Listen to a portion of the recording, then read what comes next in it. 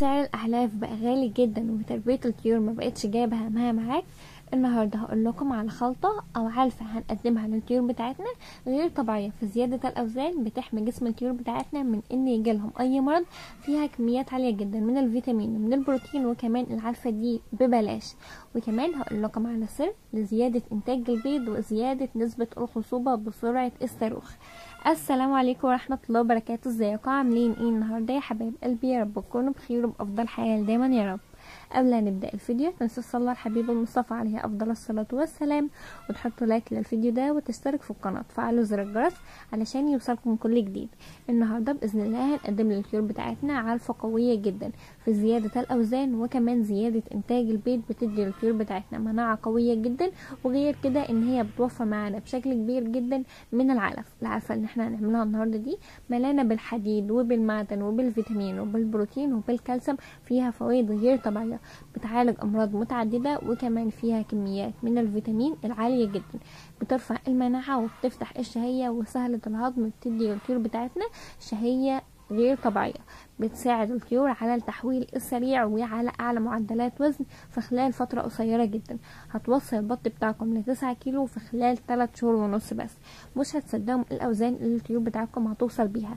وغير كده ان احنا في الفيديو ده هقول لكم على سر بمكون واحد بس موجود في كل بيت هنزود انتاج البيض، وكمان هنرفع نسبة الخصوبة، ومعدتوش هتلحقوا على انتاج البيض.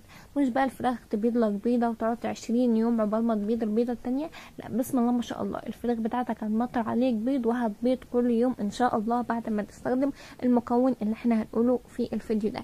زي ما انتم شايفين كده خرجت الطيور بتاعتي في الشمس لان الشمس مفيدة جدا للطيور، وعرفتهم كده قدمت لهم العلفة اللي انا هقدمها لهم كده في الشمس، وقعدوا ياكلوا كده زي ما انتم شايفين لان الطيور بتاعتي كانت جعانة جدا، والعلفة دي كان ليها فوائد غير طبيعية.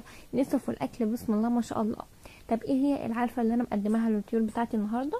مقدمه لهم دشيش، طبعا الدشيش ده طبخاه وحط عليه رده، حط عليه ذرة اصفر مجروش، وكمان حط عليه فول الصويا، وحط عليها عيش مجفف. ال5 مكونات دول غير طبيعيين في زيادة الوزن. العلفة دي تعتبر موفرة جدا، فيها كميات عالية جدا من البروتين، وتعتبر افضل بديل للعلف. يعني مكونات العلفة اللي معانا النهارده زي ما قلت لكم دشيش هنطبخه بنفس طريقه الرز، علشان في ناس كتيره جدا ما بيعرفوش يطبخوا الدشيش بنفس طريقه الرز بالظبط. وبعد كده بعد ما الدشيش يبرد هنجيب عليه عيش مجفف، وهنجيب ذرة اصفر مجروش، وهنجيب فول الصويا، هنقلبهم كويس جدا. وبعد كده هنجيب الرده وهنقلبها كويس جدا. ولو العلفة بتاعتنا محتاجه ميه هنحط لها شويه ميه بسيطين جدا علشان المكونات تتماسك في بعضها. المكون بقى اللي معانا في الفيديو ده الخطير جدا في زيادة انتاج البيض هو حبة البركة. حبة البركة ليها فوائد غير طبيعية في زيادة انتاج البيض ورفع نسبة الخصوبة. بعد ما تستخدم حبة البركة للطيور بتاعتك فانت حرفيا ما عدتش هتلحق تلم انتاج البيض، خاصة لو عندك فراخ بقى صغيرة عمر 3 شهور، عمر 3 شهور ونص، عمر 4 شهور، لسه ما بدأتش تبشر معاك، فانت لسه قاعد دلوقتي ليه؟ قوم دلوقتي حط لها حبة البركة وشوف كمية البيض اللي هتنزل عليك من ورا حبة البركة ده. حبة البركة رخيصة جدا، هنحط بس شوية كده على العلفة اللي احنا بنقدمها للطيور بتاعتنا، وهتلاقي نسبة في زيادة البيض غير طبيعية، وهتلاقي البيض خالي من العيوب، وكمان حجم البيضة معاك هيبقى كبير جدا، علشان لو حابب تفقسه وتشتغل صح وتزود ارباحك فالكتكوت بتاعك يطلع حجمه كبير كده ويطلع قلبوز معانا. حبة البركة ده مكون غير طبيعي في زيادة انتاج البيض، لانه بيرفع نسبة الخصوبة بشكل كبير جدا، بيزيد معانا من نسبة البيض بسرعة الصاروخ. لو عندك بقى فراخ يعني البيض بتاعها قليل جدا، تبيض بيضة تقعد 10 ايام، تقعد 20 يوم، تقعد شهر عقبال ما تبيض البيضة التانية وبتغيب يعني في تكوين القشرة، او بتاكل البيض بتاعها برضو. لو الفراخ عندك بتاكل البيض بتاعها فده بيبقى نقص فيتامينات، هنحط لهم برضو العلفة اللي انا قلت لكم عليها النهارده. وكمان هنعمل حبة البركة ده. حبة البركة بيمنع الفراخ ان هي تاكل البيض بتاعها، بيمنع الفراخ ان هي تتأخر في البيض، سريع جدا في زيادة انتاج البيض، بيرفع نسبة الخصوبة، بيكبر معانا من حجم البيضة. حبة البركة دي ليها فوائد غير طبيعية للطيور بتاعتنا. رخيصة جدا، وكمان بتزود معانا من انتاج البيض.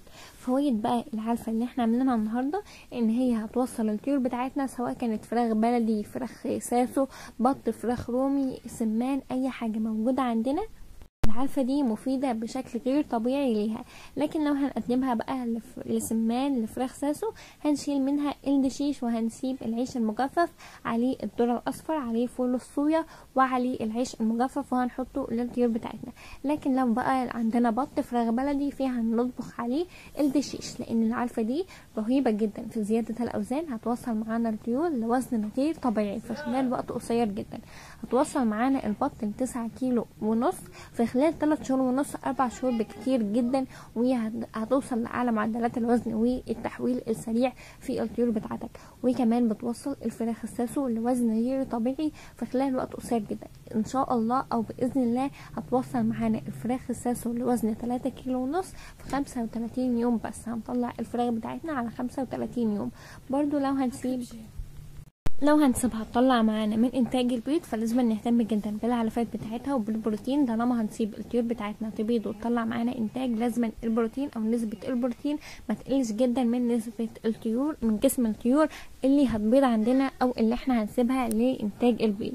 فالطيور بتاعتنا او الفراخ الساسو بتاعتنا ان شاء الله هتوصل لثلاث شهور، وهتبدأ تبيض معانا بسبب العلفات، او ان احنا مهتمين بالوجبات الغذائية المتكاملة العناصر اللي فيها فوائد غير طبيعية للطيور بتاعتنا. بإذن الله عمر 3 شهور هتبدأ تبيض معانا. لو مشينا على العلفات، مشيتوا معايا خطوة بخطوة واهتميتم بالعلفات اللي انا بعملها وعملتوها، بإذن الله هتلاقوا اعلى معدلات للوزن، اعلى معدلات في زيادة انتاج البيض، اعلى معدلات في تسمين الطيور بتاعتنا. هنشوف تحويل غير طبيعي في تربية الطيور بتاعتنا.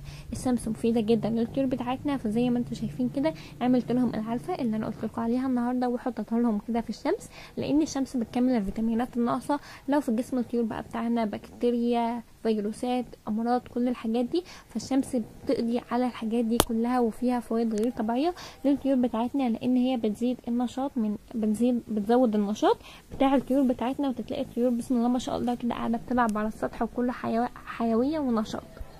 لان الخزانه او الاوضه اللي احنا بنبقى مربيين فيها بتبقى نسبه الرطوبه فيها عاليه، بتحل العظم بتاع البط بتاعنا او الطيور بتاعتنا. وكمان الفراخ كده بتبقى اوضه ضيقه، او حتى لو اوضه كبيره برضو ما هتبقاش مفتوحه، وما هتبقاش البط بتاعنا او الطيور بتاعتنا واخد الحيطه. خاصه لو فراخ بلدي بقى عايزينها تطلع معانا انتاج بيض كويس جدا، تطلع معانا بيض خالي من العيوب، خالي من اي حاجه، بيض حجمه كبير، علشان لما نيجي نفقسه نتلاقى الكتكوت اللي فيه قلبوز كده وحلو ان يطلع معانا فرز اول. فلازم ان احنا نسيب الفراخ البلدي بتاعتنا في الشمس كده، يعني 2 3 ساعات في اليوم، وبعد كده نحبسها تاني، علشان لو ناس بتخاف يعني الطيور بتاعتها تطير من على السطح او كده يعني. اصل الفراخ البلدي احنا زي ما احنا عارفين، انا ضاع مني فراخ كتيره جدا بتطير من على السطح، لكن انا بخرجها كده 3 ساعات 4 ساعات في الشمس، وبعد كده بدخلها تاني بتبيض. هي بقى في الشمس بتاخد الكالسيوم اللي ناقص منها، بتبقى زياده في انتاج البيض. لو ادينا الفراخ بتاعت الحريه غير طبيعيه. يا رب الفيديو يكون عجبكم، ومع السلامه، اشوفكم في فيديو جديد ان شاء الله.